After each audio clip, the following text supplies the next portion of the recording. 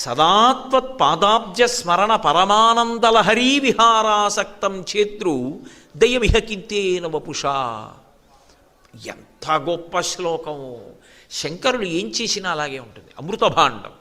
కింతేన వపుషా అని అడిగారు. అది నిజానికి శంకరులు పరమశివుణ్ణి అడుగుతున్నది కాదు, మనకి చెప్పకుండా బోధ చేయడం. కొన్ని విషయాలు ఎలా ఉంటాయంటే, మీరు పరమ పవిత్రమైన మనస్సుతోటే ఒక మంచి మాట చెప్పారనుకోండి, కొంతమందికి అది ఇచ్చగించకపోవచ్చు. ఆయన అలా చెప్పడం ఏమిటి అని కోపం రావచ్చు. శంకర భగవత్పాదుల యొక్క ప్రజ్ఞా విశేషం ఏమిటంటే, నేను ఒకవేళ ఇలా చెప్తే నువ్వు చెప్పొచ్చేవాడివా అనేవాడు ఎవరైనా ఉండొచ్చు అని అది భగవంతుణ్ణి అడిగినట్టుగా అడుగుతారు. కానీ అది నేర్పుతున్నది మనకే, వారు జగద్గురువులు.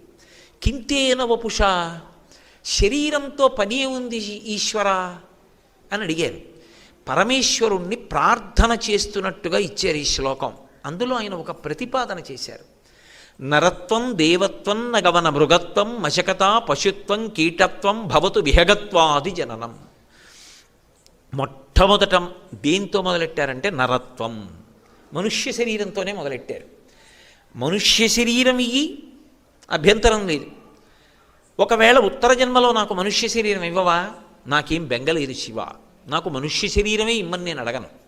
దేవత్వం, నన్ను ఏదో ఒక దేవతా పదవిలో కూర్చోపెట్టు అని కూడా నేను అడగను. ఒకవేళ నువ్వు కూర్చోపెట్టావు అనుకో, నాకేం అభ్యంతరం లేదు. నరత్వం దేవత్వం నగవన మృగత్వం, నన్ను ఒక కొండని చెయ్యి, నాకు అభ్యంతరం లేదు. వన, నన్ను ఒక పెద్ద అరణ్యాన్ని చెయ్యి, నాకు అభ్యంతరం లేదు. నన్ను ఒక మృగాన్ని చెయ్యి, నాకు అభ్యంతరం లేదు. మశకత, ఆఖరికి నన్ను దోవం చెయ్యి, నాకేం అభ్యంతరం లేదు. పశుత్వం, నన్ను ఒక పశువుని చెయ్యి, పాశముల చేత కట్టబడిన దానిని చెయ్యి, నాకు అభ్యంతరం లేదు. కీటత్వం, నన్ను పురుగుని చెయ్యి, నాకు అభ్యంతరం లేదు. ఎందుకు అభ్యంతరం లేదంటే ఇవన్నీ శరీరాలు కదా శంకర, ఇదో శరీరం, అవన్నీ శరీరాలు. ఏ శరీరం అయితే ఉంది, కానీ ఒక్కటి మాత్రం ఇయ్యు సుమా. ఏది కావాలి? సదాత్వత్పాదాబ్జ స్మరణ పరమానందలహరీ విహారాసక్తం చేద్రు. నా మనసు మాత్రం నేను ఏ శరీరంలో ఉన్నా పర్వాలేదు, నీ పాదార విందములయందు మాత్రం ఎప్పుడూ భక్తితో ఉండాలి. ఎటువంటి భక్తి? ఏదో ఉదయం పూజామందిరంలోకి వెళ్ళినప్పుడు మాత్రమే అరగంట సేపు ఉండే భక్తి కాదు. సదాత్వత్పాదాబ్జ స్మరణ పరమానందలహరి, ఎప్పుడూ నాకు నీ పాదార విందములయందు భక్తి ఉండాలి. అది లహరి, ప్రవాహమై ఉండాలి. అందులో నేను ఆనందంతో తేలిపోవాలి. అలా నువ్వు ఇవ్వగలిగినప్పుడు నేను మనుష్య శరీరమే కావాలని నేను అడగను శంకర. అదేమిటి? అది శంకరాచార్యుల వారే చెప్పిన దానికి మళ్ళీ విరోధం కదా. ఎందుకని అంటే, అసలు ఈ నరజన్మ దొరకడం చాలా కష్టమని కదా శంకరాచార్యులు వారు అన్నారు వివేక చూడామణిలో. మనుష్యత్వం ముముక్షత్వం మహాపురుష సమాశ్రయ అని. మరి అటువంటిది నువ్వు ఇవ్వకపోయినా పర్వాలేదంటారేంటి అంటే, మీరు ఒకటి బాగా గమనించాలి. అది సాశ్రద్ధ. నేను మీకు ఒక అమూల్యమైన వస్తువు ఇచ్చాను అనుకోండి, అసలు అది ఒక అమూల్యమైన వస్తువు అన్న ఎరుక మీకు లేదనుకోండి, ఇచ్చిన నేను చిన్నపుచ్చుకుంటాను, పుచ్చుకుని మీకు దాని వలన ఉపయోగము ఉండదు. నేను మీకోసం భగవద్గీత గ్రంథాన్ని తీసుకొచ్చాననుకోండి, నేను మీ ఇంటికి వచ్చినప్పుడు నాకు తాగండి అని కాస్త మజ్జిగ ఇచ్చారు. నేను మజ్జిగ తాగి ఎంగిలి గ్లాస్ అక్కడ పెట్టాను, మీరు మజ్జిగ తాగి ఎంగిలి గ్లాస్ అక్కడ పెట్టారు. నేను లేచి వెళ్ళిపోతూ చేయి కడుక్కుని మీకు భగవద్గీత గ్రంథం ఇచ్చాను. మీరు వెంటనే 2 ఎంగిలి మజ్జిగ గ్లాసులు ఉన్న బల్ల మీదే ఆ భగవద్గీత కూడా పెట్టారనుకోండి, నా మనసు చిన్నపుచ్చుకుంటుందా, చిన్నపుచ్చుకోదా? ఇప్పుడు నేను ఇచ్చినది భగవద్గీత. నేనే ఉద్దేశ్యంతో ఇచ్చానంటే, పోనీ నేను తీసేయండి, నేనంతటి గొప్పవాణ్ణి ఏం కాదు, ఒక మహాత్ముడు అనుకోండి. భగవద్గీత కించిదధీత గంగాజలలవ కణికాపీత సకృదపయేన మురారి సమర్చ క్రియతే తస్య యమేన నచర్చ అంటారు శంకరులు. భగవద్గీత ఒక్క శ్లోకం చాలు పట్టుకుంటే.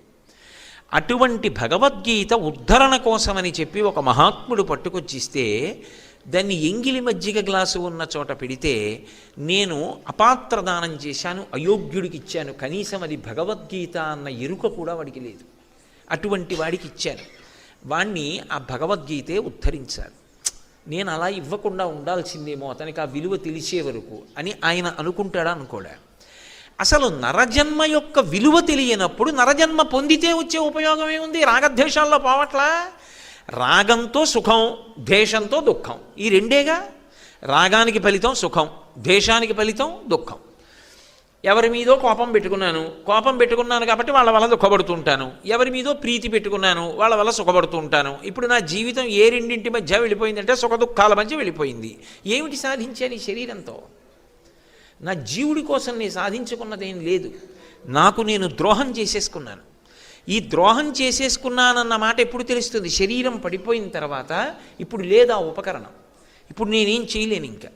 అప్పుడు జ్ఞాపకానికి వచ్చాక అయ్యో జీవితం పాడైపోయిందిరా రాగద్వేషాల మధ్యలో అంటే ఉపయోగం ఏముంది? ఈ రాగద్వేషాలు మిగిలిన ప్రాణులకు లేవా? అన్నిటికీ ఉన్నాయి. కాబట్టి శరీరము కాదు కావలసింది, శరీరం ఇచ్చినా అసలు దాని విలువ ఎరుకలోకి రావాలి. నేను పొందినది నరజన్మ ఇంత గొప్పది అన్నది అసలు ఎరుకలో లేదనుకోండి. నేను ఈ శరీరంతో ఇన్ని గొప్ప పనులు చెయ్యగలనో మనసు చేత గ్రహించలేదు. ఇప్పుడు ఆ జన్మకి ప్రయోజనం ఏమిటి? ఆ శరీరంతో ఎన్నో చెయ్యకూడని పనులు చేస్తాడు. ఎన్ని చెయ్యకూడదో అన్నీ ఆ శరీరంతో చేశాడు. ఇంకా ఒక కుక్క మహా అయితే 10 మందిని కరుస్తుంది. దారి తప్పిపోయినటువంటి మనుష్యుడు ఎన్ని కోట్ల మందినైనా బాధ పెట్టగలడు. ఇప్పుడు ఆ శరీరం ఎందుకు పనికొచ్చింది? దానివలన ఉపయోగం ఏమిటి? పోనీ ఒక జంతు శరీరంలో ఉండి అది పొందలేకపోయింది అని చెప్పడానికి దాని మనసు భగవంతుని యందు నిలబడింది అనుకోండి, ఏదో సంస్కార బలం చేత. ఇప్పుడు అది పొందలేకపోయింది ఏమిటి? ఏ వేదంబు పఠించెలూత భుజగం వేశాస్త్రములు సూచే తానే విద్యాభ్యాసమునర్చె కరి చించే మంత్రమూహించే బోధావిర్భావ నిధానముల్ చదువులయ్యా కాదు మీ పాద సంసేవాసక్తియ కాక జంతు తతికిన్ శ్రీకాళహస్తీశ్వర అంటాడు దూర్జటి కాళహస్తీశ్వర శతకంలో. బహుశः శంకర భగవత్పాదుల శివానందలహరి శ్లోకానికి ప్రేరణ పొంది దూర్జటి ఈ పద్యం రాశాడేమో అనిపిస్తూ ఉంటుంది నాకు. ఏ వేదంబు పఠించె లూత, సాలిపురుగు ఏం చదువుకుంది? పాము ఏ వేదాలు చదువుకుంది? ఏనుగు ఏ విధమైనటువంటి శాస్త్రాన్ని పరిశీలనం చేసింది? భగవంతుని యందు భక్తి పెట్టుకుంది. ఆఖరికి చచ్చిపోయే ముందు బాధపడుతూ కూడా శివలింగం దగ్గరికి వచ్చే తలబద్దలు కొట్టుకుంది. పాము తొండంలోంచి ఆ ఏనుగు తొండం లోపలికి పాము వెళ్ళిపోయి కుంభస్థలంలో కాట్లు వేసేస్తుంటే నేను శరీరం వదిలిపెట్టేస్తున్నానేమో, పాము కరిచేస్తోంది, పైకి రావట్లేదు, ఎటూ మరణిస్తాను అని అది సువర్ణముఖరి నదీ తీరంలో ఏడవలేదు. పరుగు పరుగున కాళహస్తీశ్వరుడి దగ్గరికి వచ్చి కుంభస్థలాన్ని రాతికేసి కొట్టుకుని ప్రశాంతంగా ఇవాళ నీళ్లు నీ మీద పొయ్యలేకపోతున్నాను ఈశ్వరా అని ఆయన గురించి ఏడుస్తూ పడిపోయింది. అందుకని దాన్ని తీసుకున్నాడు. ఇప్పటికీ కాళహస్తి లింగంలో ఏనుగు దంతాలు ఇలా పక్క నుంచి కనపడుతూ ఉంటాయి. ప్రత్యేకంగా ఆ ఏనుగు దంతాలు శివలింగంలో అమరిపోయాయి. ఇప్పటికీ కాళహస్తిలో శివలింగాన్ని అర్చకులు కూడా ముట్టుకోరు. ఇప్పటికీ చెప్తారు ఒక విషయం. ఒక అర్చకుడు పరమశ్రద్ధతో చేసేవాడే. ఆయన పొర్రపాటున చిటికిన వేలు తగిలింది, ఆయన చిటికిన వేలు బంగారం అయిపోయింది అని చెప్తారు. ఇప్పటికీ ముట్టుకోరు. అందుకే ఎప్పుడైనా చటుక్కున దేవాలయంలోకి పెద్దలు వచ్చారనుకోండి, కవచం తీసి దర్శనం ఇవ్వవలసి వస్తే ప్రధాన అర్చకుడికి కబురు చేస్తారు రమ్మని. ఆయనే తీస్తారు కవచం. అప్పుడే శివలింగం పూర్తిగా దర్శనం అవుతుంది. అసలు దాన్ని ముట్టుకుని అభిషేకమే చేయరు. అంటే అంత శక్తివంతం. అది మనుష్యుల్ని కాదు తీసుకున్నది. దానికి సాలెపురుగు, పాము, ఏనుగు దంతాలు శివలింగంలో 3 ఉంటాయి. వాటి శరీరం ఏమిటి? మనుష్య శరీరం కాదు.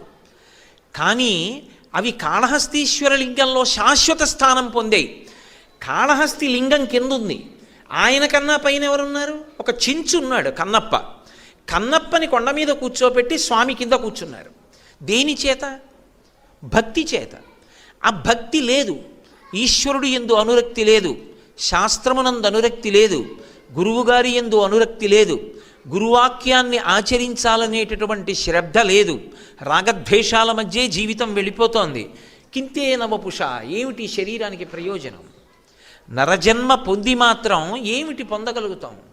దానివలన ఏమిటి ఉపయోగం? నాబోటిగాడు ఏమి సాధించినట్టు జీవితంలో?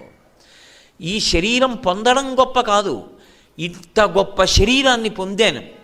ఈ చేత్తో కమలాక్షునర్చించు కరములు కరములు శ్రీనాథు వర్ణించు జిహ్మ జిహ్వ సురరక్షకుని చూచు చుట్కులు చుట్కులు శేషసాయికి మృక్కు శిరము శిరము విష్ణునాకర్ణించు వీనులు వీనులు మధువైరిద విలిన మనము మనము భగవంతు వలగును పదములు పదములు పురుషోత్తముని మీది బుద్ధి బుద్ధి దేవదేవుని చింతించు దినము దినము చక్రహస్తుని ప్రకటించు చదువు చదువు కుంభినీదవు చేరడి చెప్పాడు తండ్రి తండ్రి అని ప్రహ్లాదుడు చెప్పినట్టుగా ఆయన గురించి విన్న చెవులేవో అవి చెవులు, ఆయనకి సేవ చేయడానికి ఉపయోగించిన చేతులేవో అవి చేతులు, ఆయన స్తోత్రం చెయ్యడానికి ఉపయోగపడినదేదో అది నోరు. అది కానప్పుడు ఢమఢమధ్వనితోడి ఢక్కగాగా అంటాడు. అప్పుడు ఆ శరీరానికి ఉపయోగం ఏమిటి? మనుష్య శరీరం ఇచ్చినా గురువుని శాస్త్రాన్ని పట్టుకోలేకపోయాడు. దానివలన ఏమైందంటే జీవితం అంతా రెండిటి మధ్య వెళ్ళిపోయింది, సుఖదుఖాల మధ్య. సుఖదుఖాలకి హేతువులు రాగద్వేషాలు అయిపోయింది. నిత్యమా జీవితము నీటిపై బుగ్గ, ఎప్పుడూ ఆగిపోయింది ఊపిరి. ఇప్పుడు జీవుడు వెళ్ళి ఈశ్వరుడి ముందు నిలబడ్డాడు. ఆయన అంటాడు, నీకు నేను ఒక గొప్ప ఉపకరణాన్ని ఇచ్చాను. ఒక ఏరు వరదలో ప్రవహిస్తోందనుకోండి, వరదతో వెడుతున్నటువంటి ఏరు దాటడానికి నా దగ్గర డబ్బు ఉంటే ఉపకారం కాదు, పడవ కావాలి. ఒక పడవ ఉంటే ఏరు దాటేస్తాను.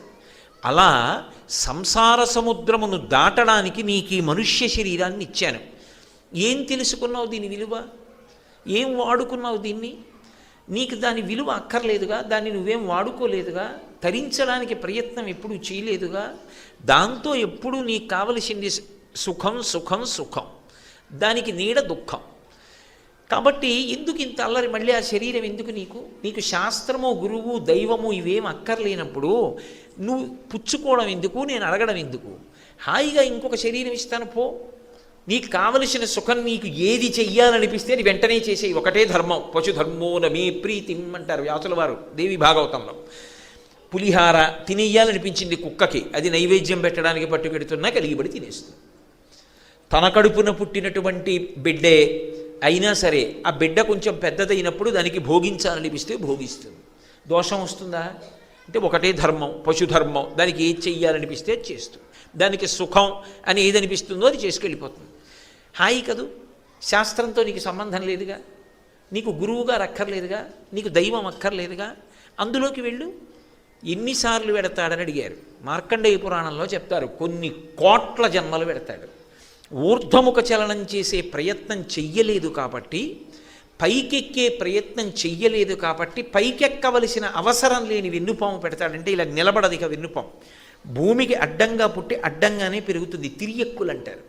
ఒక్క మనిషికి భూమికి అడ్డంగా పుట్టి నిలువుగా పెరుగుతుంది వెన్నుపాము. ఎందుకని? ఊర్ధ్వముఖ చలనం చేసి పరమేశ్వరుణ్ణి చేరుకోవాలి. అందుకే మనకి సనాతన ధర్మంలో కొండ మీద ఉంటారు ఈశ్వరుడి యొక్క మూర్తులన్నీ. ఎందుకని అంటే మనం ఆ సోపానములను ఎక్కాలి, ఎక్కి ఈశ్వరుణ్ణి చేరాలి. జీవితంలో పైకెక్కడం, సాధన చెయ్యడం నేర్చుకో. అది రాకపోతే పాడైపోతావు. ఎవరు పాడైపోతారు?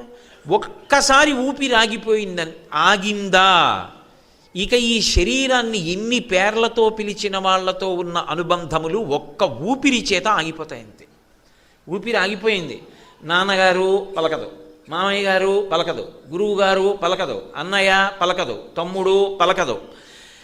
ఏ కొడుకు తన కాలు తండ్రికి తగిలినంత మాత్రం చేత కళ్ళకద్దుకొని క్షమించమని కోరుకున్నాడో ఆ కొడుకే కొత్త కట్టెల మీద పడుకోబెట్టి ఓ కొత్త బట్ట కప్పి తాళ్లతో కట్టి తీసుకెళ్ళి కట్టెల మీద పడుకోబెట్టి అగ్ని సంస్కారం చేసేస్తాడు.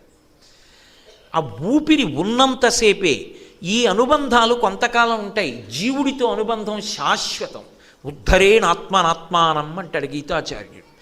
నీ బిడ్డల గురించి ఆలోచించావు తప్పు లేదు, నీ భర్త గురించి ఆలోచించావు తప్పు లేదు, నీ భార్య గురించి ఆలోచించావు తప్పు లేదు, తల్లిదండ్రుల గురించి ఆలోచించావు తప్పు లేదు. కానీ నీ జీవుడి గురించి ఎప్పుడు ఆలోచిస్తావు? ఇన్నాళ్ళు ఉంటాను ఇందులో, మహా ఉంటే ఇంకో 20 ఏళ్ళు ఉంటాను, ఎంతో ఉంటే ఇంకో 25 ఏళ్ళు ఉంటాను. ఆ తర్వాత దీంట్లోంచి వెళ్ళిపోతానుగా. ఇదే జీవయాత్రకి చివరి మజిలీ అని ఏమిటి నమ్మకం? మోక్షాన్ని పొందుతానని.